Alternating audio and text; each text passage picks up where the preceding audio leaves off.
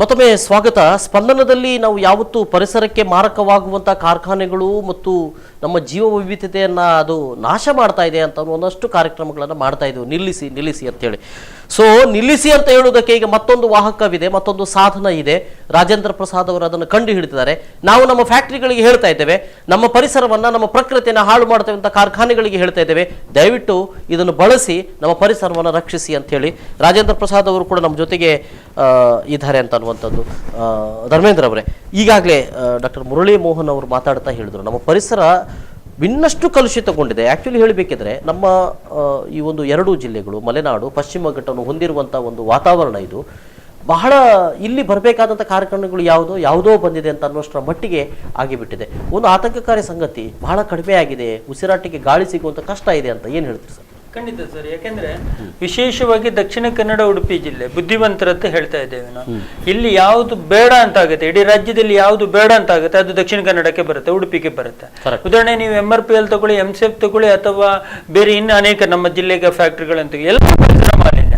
ಒಂದು ಕಡೆಯಿಂದ ಸಮುದ್ರ ಮಾಲಿನ್ಯ ಮಾಡ್ತಾ ಇದ್ದಾರೆ, ಇನ್ನೊಂದು ಕಡೆಯಿಂದ ವಾತಾವರಣ ಮಾಲಿನ್ಯ ಮಾಡ್ತಾ ಇದ್ದಾರೆ. ಅಲ್ಟಿಮೇಟ್ ಏನಾಗುತ್ತೆ ಅಂದ್ರೆ ನಮ್ಮ ಜೀವನಾಡಿಯಾಗಿರುವಂತ ಮೀನುಗಾರಿಕೆ ಯಾವ ಮಟ್ಟದಲ್ಲಿ ಇದೆ ಎಂಬುದನ್ನ ನಾವು ವಿಶ್ಲೇಷಣೆ ಮಾಡ್ಕೋಬೇಕಾಗುತ್ತೆ. ಇದೆಲ್ಲವನ್ನು ಗಮನಿಸಿಕೊಂಡಾಗ ಹಾಗೂ ಇನ್ನೂ ಮುಖ್ಯವಾಗಿ ಏನಾಗುತ್ತೆ ಅಂದ್ರೆ ನಾವಿವತ್ತೇನು ಪರಿಸರದ ಬಗ್ಗೆ ವಿಶೇಷ ಕಾಳಜಿಯನ್ನು ವಹಿಸಿ ಗಿಡ ನೆಡುವ ಕಾರ್ಯಕ್ರಮಗಳನ್ನ ನಾವು ಮಾಡ್ತಾ ಇದ್ದೇವೆ. ಒಂದು ಕಡೆಯಿಂದ ನಿರಂತರವಾಗಿ ಜಾಹೀರಾತುಗಳ ಮುಖಾಂತರ ತಡೆಗಳು ಬರುತ್ತೆ, ಇನ್ನೊಂದು ಮತ್ತೊಂದು ಅಂತ ಹೇಳಿ ಅದನ್ನ ಕಡಿಯುವ ಪ್ರಯತ್ನಗಳಾಗ್ತಾ ಇದೆ. ಇದು ನಿಜಕ್ಕೂ ಶೋಚನೀಯ. ಯಾಕೆಂದ್ರೆ ಬುದ್ಧಿವಂತರಂತ ಹೇಳ್ಕೊಳ್ಳುವಂತ ನಾವೇ ಇದು ಅತಿ ಬುದ್ಧಿವಂತಿಕೆಯನ್ನ ತೋರಿಸುವಂತ ಪ್ರಯತ್ನ ಆಗ್ತದೆ. ಪ್ರಾಯಶಃ ನಮಗೆ ಮರ ಗಿಡಗಳನ್ನ ನೆಡುವಂತಹ ಸೌಜನ್ಯ ನಮ್ಮಲ್ಲಿ ಇಲ್ಲದಿದ್ರು ಸಹ ಇಂಥ ಒಂದು ಯಂತ್ರಗಳ ಮುಖಾಂತರ ಆದ್ರೂ ಪರಿಸರವನ್ನ ತಡೆಯೋಣ. ಈಗ ಆವಾಗ ನಮ್ಗೆ ಡಾಕ್ಟರ್ ಹೇಳಿದಾಗೇನೆ 22ರಿಂದ 25-28% ಏನು ಆಮ್ಲಜನಕ ನಮ್ಮ ಅನಿವಾರ್ಯತೆ ನಮ್ಮ ಶರೀರಕ್ಕೆ ಅಗತ್ಯ ಇದೆ, ಇವತ್ತು ಅದನ್ನ ನಾವು ಕಳ್ಕೊಂಡಿದ್ದೇವೆ. ನಾವು ಇದು ಒಂದು ಸಲ ಮನೆಯಿಂದ ಹೊರಗೋಗಿ ಬರ್ಬೇಕಾದ್ರೆ ನಮ್ಮಲ್ಲಿ ಆಗುವಂತಹ ದೇಹಕ್ಕೆ ಸಂಕಟಗಳನ್ನ ಎಲ್ಲೋ ಒಂದು ಕಡೆಯಲ್ಲಿ ಆಮ್ಲಜನಕದ ಕೊರತೆ, ಬಹುಶಃ ಆಸ್ಪತ್ರೆಗಳ ಸಂಖ್ಯೆಯೂ ಜಾಸ್ತಿ ಆಗ್ತಾ ಇದೆ, ರೋಗಗಳ ಸಂಖ್ಯೆಯೂ ಜಾಸ್ತಿ, ಭಿನ್ನವಾದಂತಹ ರೋಗಗಳು ಹೊಸ ಹೆಸರುಗಳನ್ನು ಇಟ್ಕೊಂಡು ಬರ್ತಾ ಇದೆ ಇವತ್ತು ಆಸ್ಪತ್ರೆಗಳು. ಅದೇ ಹೇಳಿದಾಗೇನೆ ಮೊದಲು ನಾವೆಲ್ಲ ಸಣ್ಣದಿರುವಾಗ ಅನೇಕ ಗಿಡಮೂಲಿಕೆಗಳ ಔಷಧಗಳನ್ನ ತೆಗೆದುಕೊಂಡು ಬೆಳೆದವರು. ಇವತ್ತು ಅದಕ್ಕೂ ನಮ್ಮ ಶರೀರ ಹೋಗ್ತಾ ಇಲ್ಲ ಅಂತ ಹೇಳುವಾಗ ಪರಿಸರದ ಪರಿಣಾಮ ಏನು, ಮಾಲಿನ್ಯದ ಪರಿಣಾಮ ನಮ್ಮ ಶರೀರದ ಮೇಲೆ ಯಾವ ರೀತಿಯ ಪರಿಣಾಮ ಬೀರಿದೆ ಅಂತ ಗಮನಿಸ್ಕೋಬೇಕಾಗುತ್ತೆ. ಇದೇ ರೀತಿ ಮುಂದುವರೆದ್ರೆ ಮುಂದಿನ ದಿನಗಳಲ್ಲಿ ನಮ್ಮ ಮಕ್ಕಳ ಪರಿಸ್ಥಿತಿಯನ್ನು ನಾವು ಅತ್ಯಂತ ಶೋಚನೀಯವಾಗಿ ನೋಡಬೇಕಾಗುತ್ತೆ. ಇದೀಗ ನಮ್ಮ ಜೊತೆಗೆ ನ್ಯಾಯವಾದಿಗಳು ಮತ್ತು ಪರಿಸರವಾದಿಗಳಾದಂಥ ಮಧುಕರ್ ಅಮೀನ್ ಅವರು ನಮ್ಮ ಜೊತೆ ನೇರ ಸಂಪರ್ಕದಲ್ಲಿದ್ದಾರೆ. ಮಧುಕರ್ ಅಮೀನ್ ಅವರೇ, ಒಂದು ಮಾಹಿತಿಯನ್ನು ತಮಗೆ ನೀಡಬೇಕಾಗಿದೆ. ಇದೊಂದು ಶುಭ ಸುದ್ದಿ ಕೂಡ. ರಾಜೇಂದ್ರ ಪ್ರಸಾದ್ ಅನ್ನುವ ಸಾಮಾನ್ಯ ವ್ಯಕ್ತಿ ಉಡುಪಿಯವರು ಒಂದು ವಾಹಕವನ್ನ, ಅಂದ್ರೆ ಒಂದು ಯಂತ್ರವನ್ನ ಕಂಡು ಹಿಡಿದರೆ ಈ ಯಂತ್ರದಲ್ಲಿ ನಮ್ಮ ಕಾರ್ಖಾನೆಗಳಲ್ಲಿ, ಚಿಮಿನಿಗಳಲ್ಲಿ ಹೊಗೆ ಇರುವುದಿಲ್ಲ. ಆ ಹೊಗೆಯನ್ನ ಇಡೀ ಅದು ತಡೆಗಟ್ಟುವಂಥದ್ದು, ಬಹುಶಃ ಹೊಗೆಗೆ ಒಂದು ಫುಲ್ ಸ್ಟಾಪ್ ಹಾಕುವಂತ ಒಂದು ಯಂತ್ರವನ್ನು ಅವರು ಕಂಡು ಹಿಡಿದಿದ್ದಾರೆ ಅಂತಾನೆ ಹೇಳಬೇಕಾಗಿದೆ. ಏನ್ ಹೇಳ್ತೀರಿ ಸರ್ ಈ ಬಗ್ಗೆ? ಮಧುಕರ್ ಅಮೀನ್ ಅವರೇ, ನನ್ನ ಮಾತು ಕೇಳ್ತಾ ಇದೆಯಾ? ಮಧುಕರ್ ಅಮೀನ್ ಅವರೇ, ಬಹುಶಃ ಅವರು ನನ್ನ ಮಾತು ಕೇಳ್ತಾ ಇಲ್ಲ ಅಂತ ಅನಿಸ್ತಾ ಇದೆ. ಮಧುಕರ್ ಅಮೀನ್ ಅವರೇ, ನನ್ನ ಮಾತು ಕೇಳ್ತಾ ಇದೆಯಾ? ಮತ್ತೊಮ್ಮೆ ನಾನು ಸಂಪರ್ಕ ಮಾಡ್ತೇನೆ. ಬಹುಶಃ ಅವರು ನನ್ನ ಮಾತು ಅವರಿಗೆ ಕೇಳ್ತಾ ಇಲ್ಲ ಅಂತ ಅನಿಸ್ತಾ ಇದೆ. ನೀವು ಮಾತಾಡ್ತಾ ಇದ್ರಿ ಅಂದ್ರೆ ಇಲ್ಲಿ ಈಗ ನಾನು ಹೇಳಿದೆ, ಆರ್ಸೆನಿಕ್ ಅನ್ನುವಂಥ ಒಂದು ನೀರಿನಲ್ಲಿ ಸೇರಿಕೊಂಡಿದೆ. ಸಲ್ಫರ್ ಅನ್ನುವಂಥ ಒಂದು ವಸ್ತು ಇವತ್ತು ನಮ್ಮ ಇಡೀ ಮರಗಿಡಗಳನ್ನು ಅಲ್ಲಿ MRPL ಸುತ್ತಮುತ್ತ ನಾಶ ಮಾಡ್ತಾ ಇರುವಂಥ ಒಂದು ಭೀತಿ. ಬಹುಶಃ ಅಲ್ಲಿಯ ಜನ ಕೂಡ ಪ್ರತಿಭಟನೆಗೆ ಇಳಿದಿದ್ದಾರೆ. ಬಹುಶಃ ರಾಜೇಂದ್ರ ಪ್ರಸಾದ್ ಮತ್ತೊಬ್ಬರು ಅಂಥದಕ್ಕೂ ಒಂದು ಏನಾದರೂ ಒಂದು ಹುಡುಕುವಂಥದ್ದಾಗಬೇಕು. ಏನು ಹೇಳ್ತೀವಿ? ಅಲ್ಲ, ಖಂಡಿತ ಸರ್. ನಾನು ಅದೇ ಹೇಳಿದಾಗೇನೆ ನೋಡಿ, ನಾವೀಗ ದಕ್ಷಿಣ ಕನ್ನಡ, ಉಡುಪಿ ದಾಟಿ ಸ್ವಲ್ಪ ಕುಂದಾಪುರ, ಬೈಂದೂರು ಆ ಕಡೆ ಹೋಗೋಣ, ಇತ್ತ ಕಡೆ ಹಾಸನ ಮೇಲ್ಕಡೆ ಹೋಗೋಣ, ನೀರನ್ನು ಕುಡಿಯೋ ಪರಿಸ್ಥಿತಿಯಲ್ಲಿ ನಾವಿಲ್ಲ.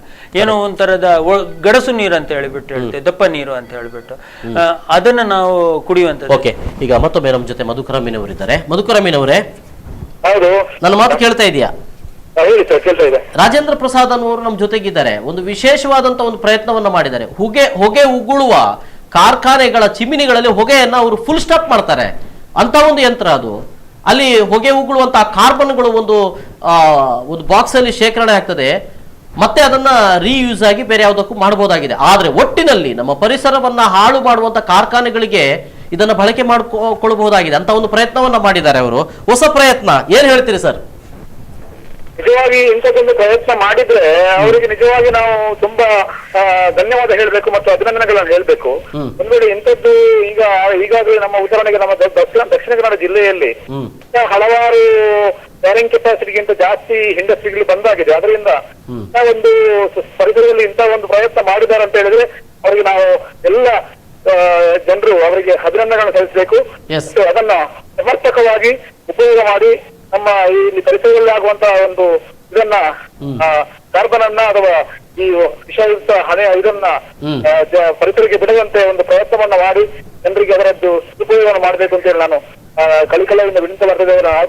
ಆ ಒಂದು ನಿಟ್ಟಿನಲ್ಲಿ ಈ ಒಂದು ಒಳ್ಳೆಯ ಕೆಲಸವನ್ನ ಎಲ್ಲ ಸರ್ಕಾರ ಕೂಡ ಗಮನಿಸಿ ಅದಕ್ಕೆ ಬೇಕಾದ ಎಲ್ಲ ರೀತಿಯ ಸವಲತ್ತುಗಳನ್ನ ಕೊಟ್ಟು ಅವರ ಅನ್ವೇಷಣೆಯನ್ನ ಮತ್ತು ಕೂಡ ಒಳ್ಳೆಯ ರೀತಿಯಲ್ಲಿ ಸಮರ್ಪಕವಾಗಿ ಉಪಯೋಗ ಮಾಡುವಂತೆ ಪ್ರಯತ್ನವನ್ನ ಮಾಡಬೇಕು ಅಂತ ನಾನು ಸಂಬಂಧಪಟ್ಟವರಿಗೆ ವಿನಂತಿ ಮಾಡ್ತಾ ಇದ್ದೀನಿ. ಅಂದ್ರೆ ಈ ಕಾರ್ಖಾನೆಗಳಿಗೆ ನಾವು ಹೇಗೆ ಹೇಳೋಣ ಅಂತ, ಬಳಕೆ ಮಾಡಿಕೊಳ್ಳಿ, ಇಂತಹ ಒಂದು ಯಂತ್ರ ಇದೆ, ನೀವು ಮಾಡಬಹುದಾಗಿದೆ, ಅದೇ ಅದಕ್ಕೆ ಸಂಬಂಧಪಟ್ಟ ಯಾರು ಮಾಡಬೇಕಾಗಿದೆ ಇರಬಹುದು ಅಥವಾ ಪೊಲ್ಯೂಷನ್ ಕಂಟ್ರೋಲ್ ಬೋರ್ಡ್ ನವರು ಇರಬಹುದು, ಇಂಥ ಒಂದು ಪ್ರಯತ್ನವನ್ನ ಮಾಡಿರುವನ್ನ ಕಂಡು ಅವರನ್ನು ಅಭಿನಂದಿಸಿ ಅದಕ್ಕೆ ಬೇಕಾದ ಎಲ್ಲ ಸೂಕ್ತವಾದ ವ್ಯವಸ್ಥೆಗಳನ್ನ ಮಾಡಿ ಈ ಕಾರ್ಖಾನೆಗಳಿಗೆ ಅಳವಡಿಸುವಂತ ಕೆಲಸವನ್ನ ತ್ವರಿತಗತಿಯಲ್ಲಿ ಆಗ್ಬೇಕು ಅಂತ ನಾನು ಸಂಬಂಧಪಟ್ಟವರನ್ನ ಒತ್ತಾಯಿಸ್ತಾ ಇದ್ದೇನೆ.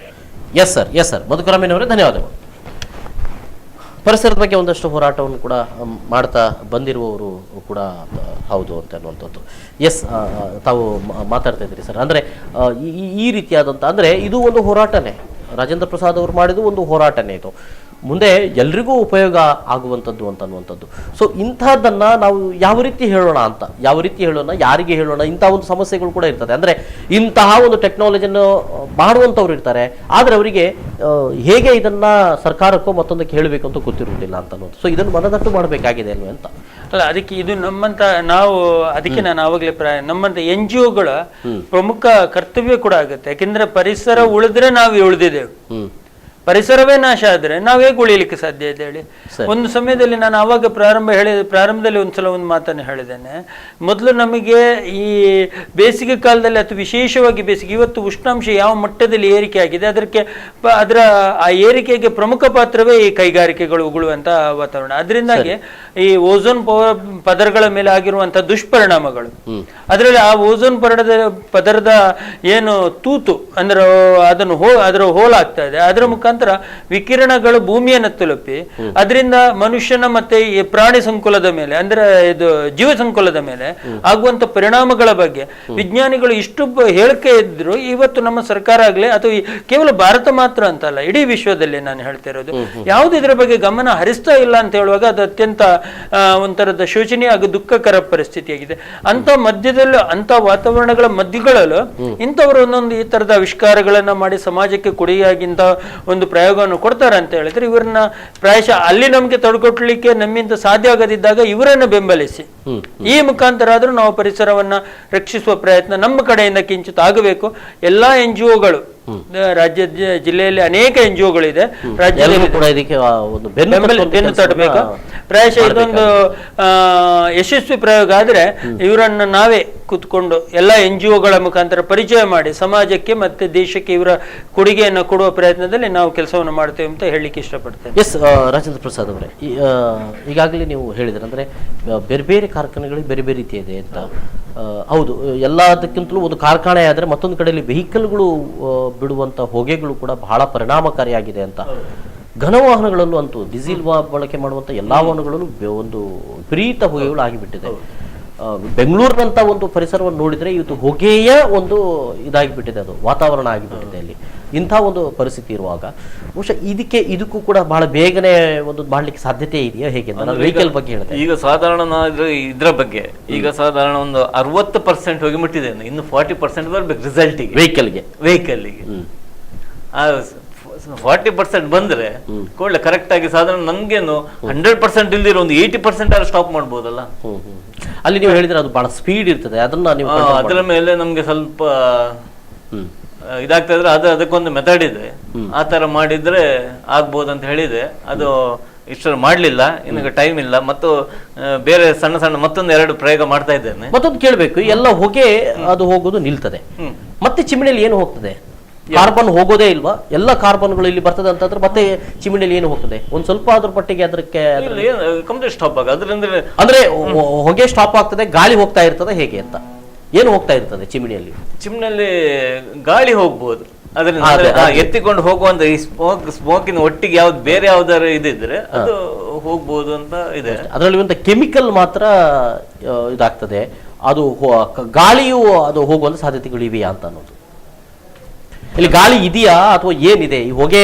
ನೀವು ಕಂಪ್ಲೀಟ್ ಆದಂತ ಹೊಗೆ ಒಂದು ಬಾಕ್ಸ್ ಅಲ್ಲಿ ಸ್ಟಾಕ್ ಆದ್ರೆ ಮತ್ತೆ ಅಲ್ಲಿ ಏನಿದೆ ಅಂತ ಚಿಮಣಿಯಲ್ಲಿ ಚಿಮಣಿಯ ಇಲ್ಲ ಬೇಡ ಅಂತ ಇಲ್ಲ ಹಾಗಾಗುದಿಲ್ಲ. ಚಿಮಣಿ ಬೇಡ ಅಂತ ಆಗುದಿಲ್ಲ. ಈಗ ಸ್ಟಾರ್ಟಿಂಗ್ ನಾವು ಏನು ಫ್ಯಾಕ್ಟ್ರಿ ಮಾಡುದಾದ್ರು ಯಾವುದು ಈಗ ಉಷ್ಣ ಸ್ಥಾವರ ಅದರಲ್ಲಿ ಏನಾದ್ರು ಅದ್ರಲ್ಲಿ ಮೇನ್ ಇದ್ದಲುಗಳನ್ನು ಇದು ಮಾಡುದು ಉರಿಸುವಂತ ಅದರಲ್ಲಿ ಬರುದೇ ಇದು ಕಾರ್ಬನ್. ಅದ್ರಲ್ಲಿ ಇಲ್ಲ ಟೋಟಲ್ ಏನೋ ಒಂದು ಬೆಂಕಿ ಹೊತ್ತುಕೊಂಡು ಉರಿಬೇಕಂತ ಅದರಲ್ಲಿ ನೆಕ್ಸ್ಟ್ ಹೊರಡುದೇ ಸೆಕೆಂಡ್ ಸ್ಟೆಪ್ ಅದರಲ್ಲಿ ಕಾರ್ಬನ್ ಹೊರಗಡೆ ಬರುವಂತ. ಅದನ್ನ ಈಗ ನಾವು ನಿಲ್ಲಿಸುವಂತ ಕಾರ್ಯಕ್ರಮ. ಸರಿ ಈಗ ಅದನ್ನು ನಿಲ್ಲಿಸುವಂತದ್ದು. ಹಾಗಾದ್ರೆ ಅಲ್ಲಿ ಒಂದು ಸ್ವಲ್ಪ ಮಟ್ಟಿನ ಒಂದು ಗಾಳಿ ಆ ಫ್ರೆಶರ್ ಹೋಗ್ತದೆ. ಫ್ರೆಶರ್ ಅಂತ ಹೇಳಿದ್ರೆ ಇದರಲ್ಲಿ ವೆಯ್ಟ್ ಕಮ್ಮಿ ಇರ್ತದಲ್ಲ, ಆದ್ರಿಂದ ಇದಾಗ್ಬೋದು. ಸ್ವಲ್ಪ ಮಟ್ಟಿಗೆ ಅದರಲ್ಲಿ ಗಾಳಿ ಹೋಗ್ಬೋದಂತ. ಎಸ್. ಹಾಗಾದ್ರೆ ಚಿಮಣಿಯನ್ನ ನಾವು ಹೊರತುಪಡಿಸಿ ಇದನ್ನ ಇದು ಮಾಡ್ಲಿಕ್ಕೆ ಸಾಧ್ಯ ಇಲ್ಲ. ಚಿಮಣಿ ಅಂತೂ ಬೇಕೇ ಬೇಕು. ಬೇಕೇ ಬೇಕು. ಚಿಮಣಿಯಿಂದಲೇ ಅದು ಸಂಗ್ರಹ ಆಗಿಕೊಂಡು ಅಲ್ಲಲ್ಲ. ಈಗ ಬೆಂಕಿ ಹಾಕಿದ ನಂತರ ಈಗ ಒಂದು ಯಾವ್ದೋ ಒಂದು ಉರುವಲ್ ಹಾಕಿದ ನಂತರ ಅದ್ರಲ್ಲಿ ಹೊರಗಡೆ ಬರ್ಬೇಕಾದ್ರೆ ಚಿಮಣಿ ಬೇಕೇ ಅದಕ್ಕೆ. ಆ ಚಿಮಣಿಯಲ್ಲಿ ಬರುವಂತ ಈ ಹೊಗೆಯನ್ನು ಅದನ್ನಲ್ಲಿ ಸ್ಟಾಪ್ ಮಾಡ್ಬೇಕು. ಎಸ್. ಮತ್ತೊಂದು ವಿರಾಮ ತೆಗೆದುಕೊಂಡು ಮತ್ತೊಮ್ಮೆ ಬರೋಣ. ಒಂದು ವಿರಾಮ ತೆಗೆದುಕೊಳ್ತೇವೆ ವೀಕ್ಷಕರೇ. ವಿರಾಮ ನಂತರ ಮತ್ತೆ ಈ ಒಂದು ಸಂವಾದ